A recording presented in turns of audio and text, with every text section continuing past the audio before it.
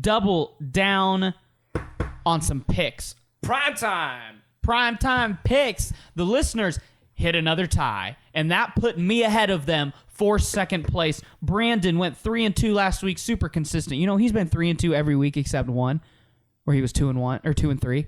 That's it. Well, I've been consistently bad, so why don't you hand out those compliments, Paul? Jerk. Jake, you are consistently bad. You know it, baby. Congratulations. Because I trying to get weird. Brandon was 17-13. I jumped into second, 14-15 after a 4-1 performance last week. Listeners, 2-2-1 last week because we had 50-50 tie on the Packers-Lions winner. They're 13-15-2 this season. Looking back at Jake, 9-20, 2-3 last week. Yeah, well, if I wasn't a victim of a conspiracy, I'd be 3-2 right now. You chose the Lions. You chose the Tankathon. We could go back. We could go back to week 1. You will always take the Sunday night underdog. And it doesn't work for you. I took the Skins beating the Finns because I said the Finns would find amazing ways to lose. Didn't you take like week 2? You took somebody over the Patriots. I took the Bills. You took the Bills over the Patriots. That's what it was. Hey, he backed me up on it. No, I said the Patriots would win. Shut up. Tom Brady. I'm pretty sure Tom Brady's like 17-2 in Buffalo. He has more wins than any Buffalo quarterback in the last 20 years. That same week, I also took the Redskins. I think I went 0-5. That's that week. great, Jake. Yep, great so, picks. First pick, Chiefs at Broncos. So we got the Chiefs, back-to-back losses, a short week, going to Mile High, which is always one of those. Mile High is probably the biggest, like, what if could happen there in the NFL in terms of just pure stadium. You know, a stadium affecting a game, it's got to be Mile High. Yeah, and I think teams have found the tape. You make jokes about me taking the upsets. Well, guess what? I'm taking another upset. I'm taking the Broncos. You're taking the home team that's won 2 games against the away team that's lost 2. A team that's won 2 versus a team that's lost 2. And if it's a low-scoring game, that's going to benefit the Broncos because that's what they're good at. So I got the Broncos beating the Chiefs. I'm taking the Chiefs. They're going to bounce back. In Mile High. They haven't lost to the Broncos since 2015, so taking the Chiefs. Yeah, I think the short week. A lot of people try and make it as a bad thing, but I think it's a good thing, especially when you go on the road. You just get your team together. You go. You get ready. It gives you an excuse to just say we're not even talking about last Sunday. I like that. And I picked the Chiefs 2 weeks in a row, and they failed me. They're not going to do it a third time. Chiefs will win. Chiefs. Oh, he's going to go 0-3 on the Chiefs. It's going to be so sad. He's not. Eagles at Cowboys. Oh, I like this Sunday night. When they put the NFC East in Sunday night, man, I like it. Let's go. I got the Cowboys. They're going to bounce back, okay? This is going to be a much more run-oriented game, and so it can play to their strength. I'm going to say this is going to be 17-14 Cowboys. I would feel like a total idiot if I didn't pick against the Cowboys this week. Yeah, you just frauded them. I frauded them, and I said they wouldn't beat the Eagles, so I have to take the Eagles. But I also think it's a number of things. The Eagles are going to put this in perspective.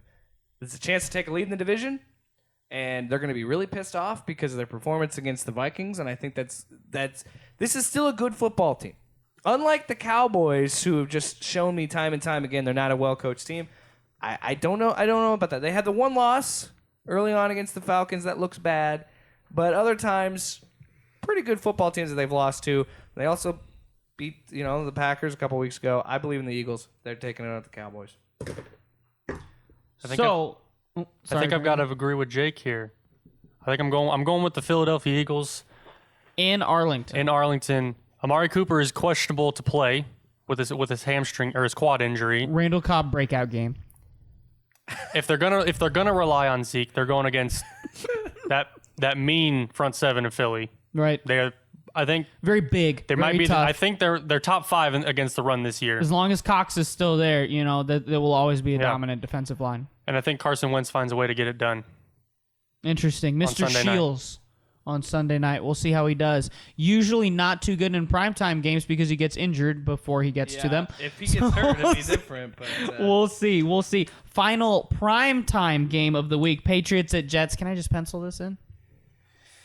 Yeah, I don't think anybody's going to pick against the Patriots ever again like well, I did. the Jets just won a game. Darnold's back. At least Darnold's back. home. You're not. At least- this is a Jake Jets pick. It least it- screams Jets pick to Well, me. I already took the Broncos. Like, I know you've already against me in the first 2 picks, so we're all going. At least I think this game will be. I think Patriots. this game will be competitive, though. I don't think it will be. I don't think it will be a blowout. Their defense is so dominant. I Come think- on. That Jets defense is pretty good too, though. that's the thing about the NFC East. Other than obviously the Dolphins, you have 3 teams that have pretty good defenses, and I think it's going to be very similar to the Bills game. I agree. A 16 to 10 I agree. type game. The Jets offense in that first matchup in New England, they had their backup quarterback. It was his first game. They had no chance. But Sam Darnold at home, they have a chance. Not to win, but I think they will play well. Well, I'll tell you my reaction to that when we get into Pulse Fat 5. Fat 5. Bam, bam, bam, bam. All right, wild We cards. need music for this segment. We do. Wild cards and upsets. Jake, a wild card winner for you this week. Skins. Stop it. Last week. I made you stop dead in your tracks. No, my wild card is going to be the Vikings beating the Lions. I hate to pick against them because I wrote them pretty well 2 weeks, but that came out weird. I think Kirk Cousins, as I mentioned earlier when we were talking about them against the Eagles, I think he's finally listening, and this offense is finally starting to click, and they're starting to realize, hey, maybe we don't need to fully focus on Dalvin Cook. We don't need to give him the ball 30, 35 times to win a football game. We can start throwing the football to Stephon Diggs and Adam Thielen. I think that they're going to win this one, and I hate to do it because I really don't think the Lions are a bad football team. I just don't. I don't think so either. 11 years at this point, you just got to admit the fact that Matthew Stafford isn't as clutch as people think he is, and he's not going to win here. I think it's going to be Kirk Cousins and the Vikings. Gotta say, NFC North is the funnest division to watch right now. Very competitive. I'm not picking this game, but I have to disagree with you. I think the Lions will win that game. Because it's at home. I think the Lions are better than the Vikings. I think the Lions would win that game. But I'm going to take the Seattle Seahawks over the Baltimore Ravens as my wild card. At home in Seattle, Russell Wilson is falling out. I feel like you've just been trying to subtweet my Baltimore hype all year. I don't think Yeah, Baltimore. what is this? They're like your sneaky AFC team that you like. They're my Ravens, yeah. Well, That's your AFC team. I think Baltimore will win the AFC North. But the AFC North is not that good. Doesn't take much to win that division. Not this year. Not this year. It's not going to be. And think of it, before week 1, we're like, oh, the Browns, the Steelers. This could be a very competitive division. Again, I didn't think the Steelers were going to be that good this year. Well, I wasn't high on the Browns. I thought it would be the good old 2, the Steelers. And I said the Browns would go 9-7. So I don't know if that's excellent. Then I don't want to be excellent.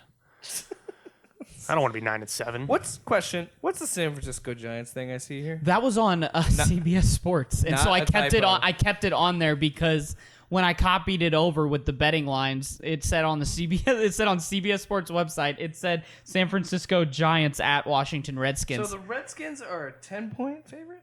Underdog. Underdog. Gotcha. I can always F that up. My wild card this week, I'm taking the Giants at home, beating the Cardinals. I like that. They're 2.5-point favorites. And I don't like West teams going east. But I have more on that later. Now, to upsets. Let's get some upsets. I could start. Yeah, go for it. I like the Saints. Saints +3 at the Bears. I like it because Bridgewater's undefeated. If it gets into a high-scoring game, the Bears can't keep up. I like the Saints over the Bears at Soldier Field. That's a tough game. That's going to be a tough game. The Saints are a tough team. I'm surprised that I'm getting this game as my upset.